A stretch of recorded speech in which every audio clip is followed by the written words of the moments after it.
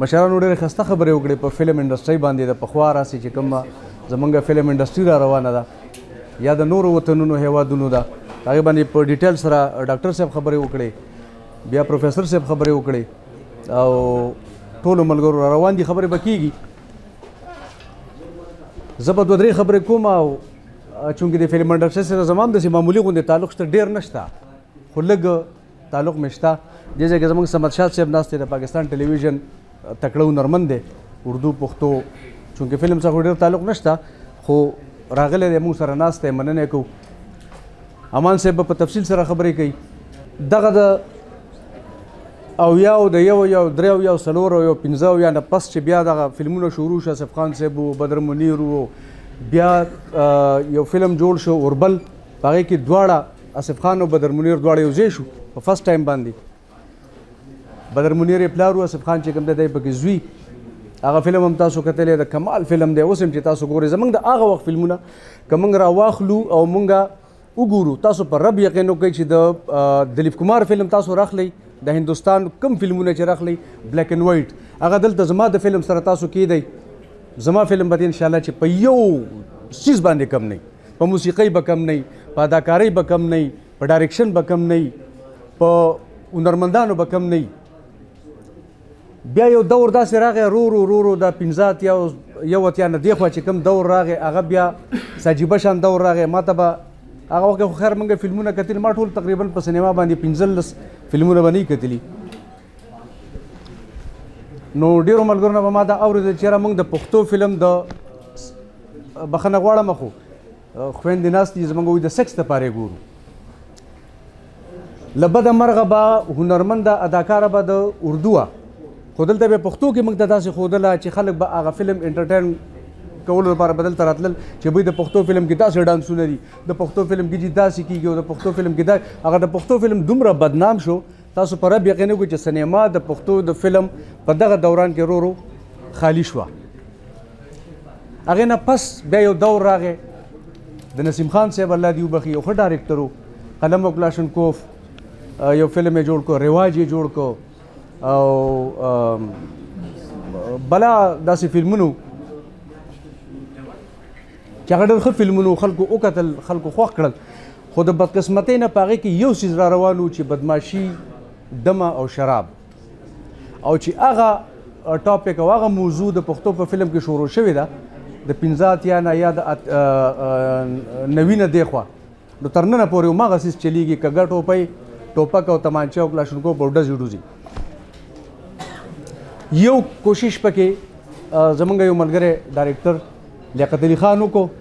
د جانان په نامه باندې چې دا کم دی ځای کې ګل جانان په نامه باندې هغه یو فلم جوړ کړو یو بهترین فلم و یو ښه سبجیکټ یو انتهایی چینج سبجیکټ د پښتو خو له بده مرغه هغه فلم هم خوند ونه کړو خلکو خوښ نه کړو دلته روف خالد یو فلم جوړ کړو ملګرو خبره وکړه چې زمونږ په باچا خان بابا باندې یا په خوشحال بابا باندې یا په نورو خلکو باندې اتلانو باندې فلمونه نه دي جوړ شوي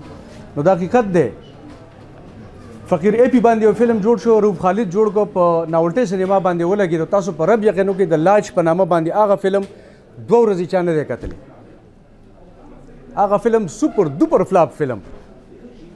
چې زما په هیرو باندې جوړو په فقیر اے پی باندې جوړو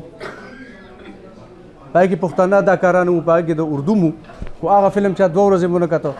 نو دلته زمونږ المیه دا ده چې دلته به د پښتنو له د پښتنو په شان فلم بیا جوړی په دې دور کې خاص کر موږ چې به کله د سیډي ډرامې کولې نو زه به ټیک ده زه رایټر یم ما لیک هم ډېر کړی دی ما کتاب هم یو چاپ دی شاعرۍ زما شته دی اداکاري هم کومه نو ما به ګر کله خلکو ته وایي چې یاره دا ډایلاګ که تاسو داسې کوئ نو دا به لږ خوند وکړي خو دلته بدقسمتي دا وه چې خلکو به ویل چې یاره تاسو چې هلکان به راغلل فلم به یې کتل ډرامه به یې کوي دا کومه جهانګیر ډرامه ده دې کې څوک دی ښه دا دی هلکه دا جګړې پکې شته یاره جګړې خو پکې ایسته به یې کېښوده زما بچی زما ماشوم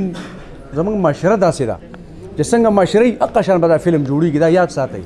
دا فلم اوس که ته بلا کوشش وکړي فلم نه بدلیږي زما سینما د سره نه بدلیږي دا اوس یو دور روان دی دلته 80 لکه روپۍ یو سړی ولګي د پښتو یو فلم پې جوړ شي 80 لکه په یو میاشت کې 70 لاک روپۍ باندې دا 70 لاک روپۍ لګول دا آسان کار نه دی دا دلته دغه فلم راشي دلته په یوه سینما باندې ریلیز شي او دغه 70 لک روپو ته دا خلک بیا ناست دي دې ته اکټران ناست دي دې ته ډایرکټران ناست دي دې ته هنرمندان ناست دي دې ته سینما والا ناست دي دې ته دغه نوکران ناست دي چې دا پیسې به د فلم د روزي او بیا به مطلب موږ کورونو ته وړو نو 80 لک روپۍ به په یو سینما کې څنګه ګټي خاجي بیا 80 لک روپۍ ته ولګو بیا د کلچر فلم جوړ کړي نو په کلچر به ته څومره فلمونه جوړې په کلچر به فلم خلک وګوري لس فلمونه به وګوري شل به وګوري مخکې به څه کې نو دلته خلک چې کومه غوښتنه کوي هماغه ټایپ فلم به جوړېږي هماغه ډایرکټران به راځي دلته چې چا رکشه خرڅه کړې ده او پیسې ورسره دی ټول نه ښه ډایرکټر دی نن سبا چې چا موټر خرڅ کړی دی هغه د ټول نه ښه کیمرامین دی نن سبا دلته اے آر انور صاحب ناست دی پروفیسر زموږ موسیقار د کمال موسیقار دی خو زما خیال نه دی چې په تېرو 10 کالو کې په ده باندې بچا د فلم موسیقي جوړه کړي چې بھائی زموږ فلم لا موسیقي جوړه کا په ثوابۍ کې یو پروګرام و پای کې یو ډېر تکړه لیکوال دلته د دې په مفکورې سره دغه تعلق دی ما طارق جمال صاحب غوښتي او تاسو په رب یقین وکړئ چې کم شاعر به راپاڅېده هغه د پښتو د فلمونو د اکټران داسې سپک کړه چې جامې ترې ویستې په خپلو غزلونو کې په خپلو نو ما طارق جمال صاحب ته وویل ما دې خلکو خو موږ راغوښتي خو عجیبه شان ګیم یې موږ سره وکړو دا خو دې موږ ته دا نه ویلي چې دلته به دا چلي موږ خو یې بس مشاعره ده په هغې کې یو سړی پاڅېدو هغه لیکوال هغه هنرمند چې بلا کتابونه هم چاپ دي هغه وویل چې ما ته چا ویلي چې یاره د پښتو فلم ولیکه 10 کاله مخکې ویل ما ورته ویل چې د پښتو فلم لیکل په ګنده نالۍ کې قلم ګنده کول دي ما دا پوینټ ځان سره نوټ کړ چې کله زه رالم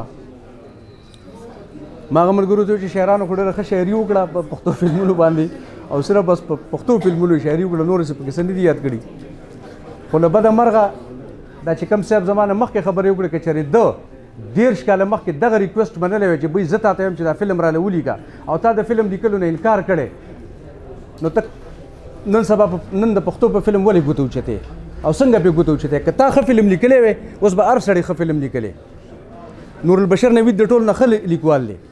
خو قسم په خدای چې زه ورتلی ما له سیډي ډرامه ولیکه صاحبه 10 زره نه ما نه 15 روپۍ والا ما ته وایي نه لیکم حیات روغاني پسې راغلی ما له یو سکرپټ لیکلی دی چې راشم وایي ما سره وخت نشته چې راشم یاره ما سره ټایم نشته ما ته مفکوره را په سر ده نو زه به چا پسې ځمه زما فلم به ټول عمر سلیم مراد لیکي چې پنجابی سړی دی زما د پښتون زما د کلچر نه نه خبر د تنور نه نه خبر د نغري نه نه خبر د اجرې رباب ستار نه نه خبر زما فلم هغه لیکي جي زما فلم سید تاکالی لیکي چې رکشه چلی نو له بده مرغه چې څنګه ما یو هغه سي جي نو چې څنګه سینما د موږ غواړو چې زموږ د بچیان اوس هم ماته ډېر ملګري وي یاره راشه زموږ د یوټیوب چینل دی په دې کې ډرامې دي د خدای بلا کار د هغې نه ډېر زیات شوی دی څومره چې په سي ډي کې موږ کار کوو خو قسم په خدای زه نه کوم زه چېرته په 2 میاشتې کې یو ډرامه وکړم حالانکه زما هېڅ روزګار نشته که ما کولې نو ما په د ورځې 2-3 شوټینګونه کولې خو نه یې کوم یم چې یاره ښه کار زما دا بچی دین دا ما سره ګوګل جان راغلی او الله دې له ژوند ورکړي دی به بیا دا ګوري چې زموږ د پلار څه کړي نو زه په دې دور کې په دې وخت کې زه یم چې یاره زه معیاري کار وکړم ما به ویلن کړی خو ما په یو دایره کې دننه د ویلن کردارونه کړي دي تاسو ټول ته پته ده تاسو به کتلي ما دپاره یو سکرپټ لیکلی شوی اوس هم پروت دی پای کې یو کرکټر دی جړه او هغه سړي 3 کاله هغه سکرپټ ما پسې وګورل چې دا به مخلصه ته کې ما ورته چې زه په داسې معاشره کې اوسېږم چې دا پښتانه دي زه به په 400 کې را روان یم او د عصري جامې به مې اغوستې خلک به راته وایي چې لکه مخلصه ته هغه جړه نه وي دلته دا بدمرغي هم ده زمونږ حالانکه ړم یې کېده چې زه یې وکړم خو قسم دی د معاشرې د لایق مې هغه کرکټر پرېښود ما ونه کړو تر اوسه پورې ما نه دی کړی دلته که جهانګیر یو کردار وکړي یاره دی د جړه کرکټر وکړم مړه ده خو ځان په شرمونه وشرماو یاره ته خو دا خو ډېر بې شرمه کرکټر کړی دی یار لکه د خدای نیکبخته معاشرې عکاسي کړې ده هغه کردار په داسې طریقه کړی چې کمال یې کړی دی جهانګیر ته چا داد ورنه کړي چې د هغه 13 کالونه دی لګیا دی حقیقت ډرامه تاسو د هغه وګورئ چې جټ انګوټه چاپ سړی دی خو هغه له چا ایوارډ ورنه کړي چې جهانګیر تا دغه پنجابیانو اکټرانو سره د توقیر ناصر سره او د دغه خلکو سره تا څومره کردار کړی چې ته د دې پښتونخوا سړی وي او جټ وي پالي بیم نه پوهېدی ستا تلفظ څومره کلیر دی ستا په اردو څومره صفا ده په پی او په فی کې تاسو څومره فرق کړی دی